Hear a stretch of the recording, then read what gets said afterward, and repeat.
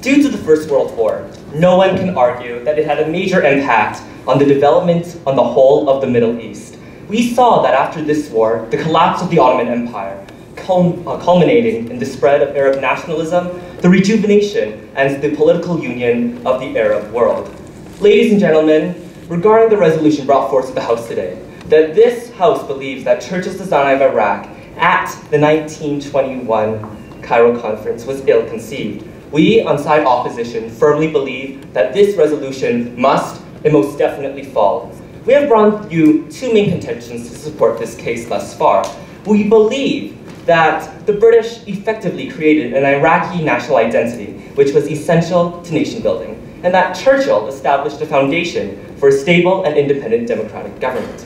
My partner has covered these two contentions, and I'll be covering the last, which is the British mandate ensured a long-lasting relationship between the newly developing state of Iraq and Britain. But first, I would like, before going on to my contention, I would like to clash with what my opponents have said. Ladies and gentlemen, time and time again, side proposition has brought you to believe that having tribal lines with Iraq would have been the best way of forming this country. But ladies and gentlemen, what side proposition has failed to understand is that there are holy lands within the provinces of the Ottoman Empire, and that each single different religion, whether it be the Sunni Muslims or the Shias, they have their own holy lands in certain areas. And if you prevent people from going to their holy lands because it is in a different country, you are preventing people from being united, and you are stopping them from having a nationalistic stance, ladies and gentlemen. Secondly, with their contention of self-determination, they talk about how Faisal was removed by the French in Syria. We have mentioned how the French actually removed them because they were considering Syria as a colony, and they have not mentioned on that at all. And we also brought up the point of how that King Faisal was a minority leader. However, we have continued to bring the point time and time again that King Faisal was an Arab nationalist who wanted to unite the Arab people, that it was in his mindset that he wanted to create a unified country. But because, he was able to do so, ladies and gentlemen, because of the reasons that my partner has stated before, such as making a military. Side proposition also has brought up the points about how the government has been overthrown 58 times. Ladies and gentlemen, this cannot be considered in this resolution because, quite frankly, these overthrowing of the governments happened after Iraq gained independence from Britain. Yes? When Churchill laid his benevolent framework, he claimed he did. Why would these regime changes need to happen if he laid a good framework? Well, ladies and gentlemen, it is because of Iraqi radicalists who wanted to change the government, who wanted to change who they wanted to be. It was not because of the British people or the British framework. It was because of radicalists who wanted to change the government, and that's why we see Iraq to crumble in today's economy and in today's world. They also bring up the point about Hussein, and we, as my partner has brought up in a POI, we cannot compare this man to Iraq today, because Iraq gained its independence in 1932, 50 years after Britain gave independence to Iraq, because once again, it is because of Iraqi radicalists, not the British, and not specifically Churchill's plan of Iraq that caused this. Now, this brings us to our last contention, ladies and gentlemen, which is the British mandate established a long-lasting relationship between the newly developing state and Britain.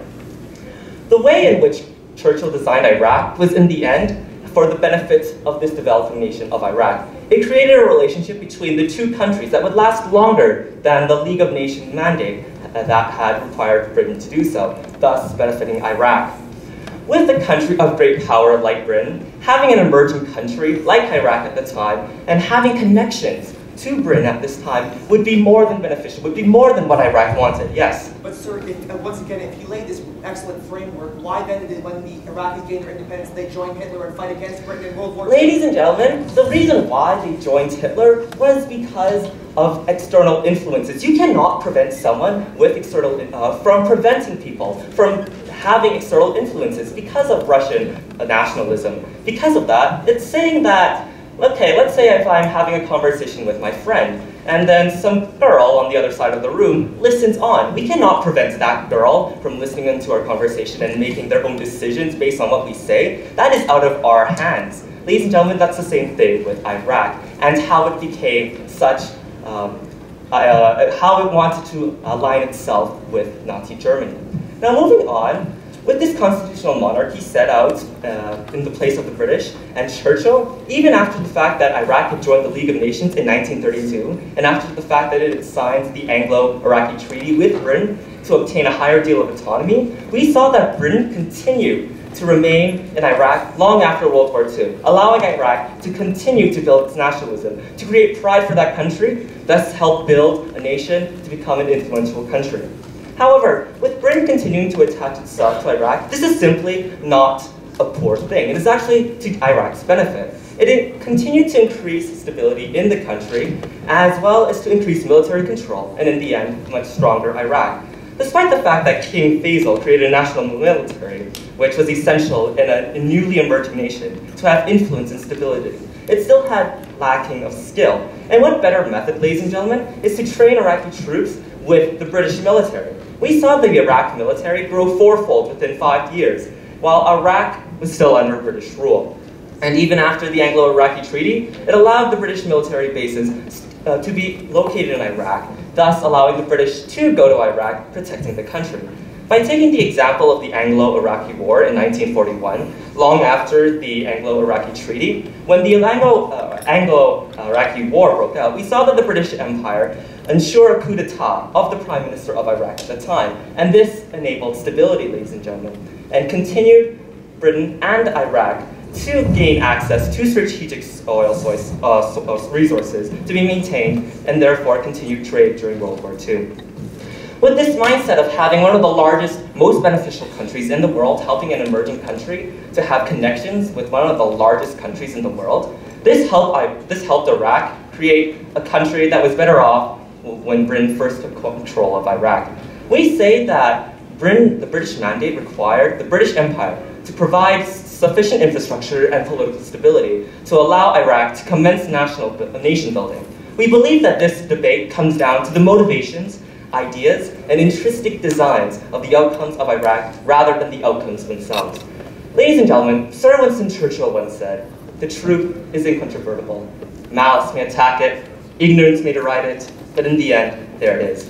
Ladies and gentlemen, the truth is that Churchill's idea of Iraq in the Cairo Conference was simply well conceived because of the statements that I've stated and for the statements that my partner has stated. We firmly believe that this resolution must and most definitely follow. Thank you.